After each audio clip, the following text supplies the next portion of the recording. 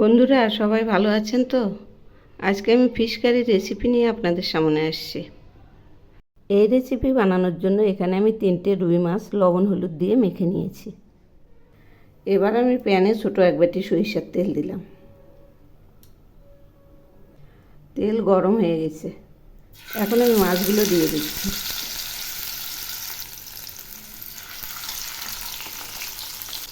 এক পাশ ভাজা হয়ে গেছে, এবার উল্টে দিচ্ছি।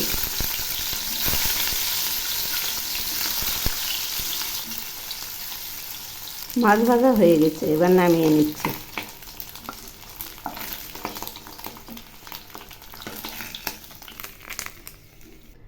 এখন আমি ওই তেলে ডুমো করা 2টো পেঁয়াজ দিলাম,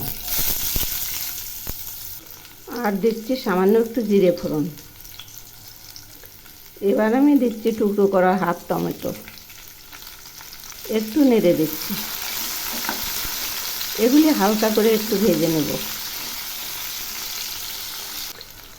এখন আমি দিচ্ছি একটা পেঁয়াজ বাটা আর 4-5 কোয়া রসুন বাটা, এই যে দুটো আলাদা আলাদা করে রেখেছি। আর সেই সঙ্গে দিচ্ছি হাফ টমেটো পেস্ট।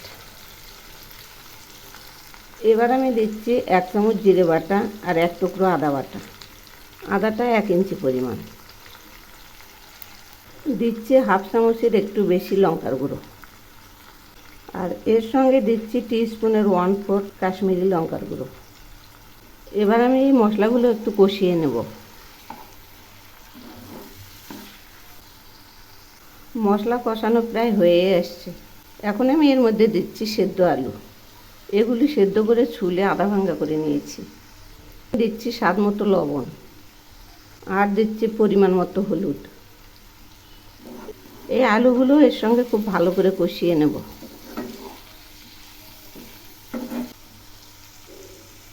এগুলি আরও কিছু সময় কষাবো।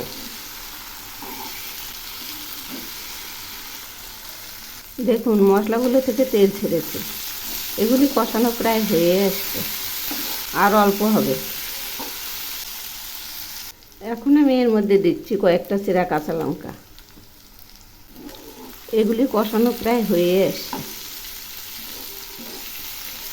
এই যে দেখুন মশলাগুলো থেকে তেল ছেড়েছে, আলুগুলো কষানো হয়ে গেছে। এবার আমি জল দিয়ে দিচ্ছি, অল্প পরিমাণ জল দিলাম।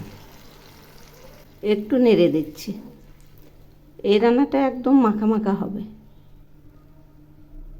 ঝোল একটু একটু ফুটছে, এখন আমি মাছগুলো ছেড়ে দিচ্ছি। আবার একটু নেড়ে দিচ্ছি। ঝোলগুলো আরও কিছুক্ষণ ফুটবে। সব শেষে আমি দিচ্ছি কিছু ধনিয়া পাতা কুচি।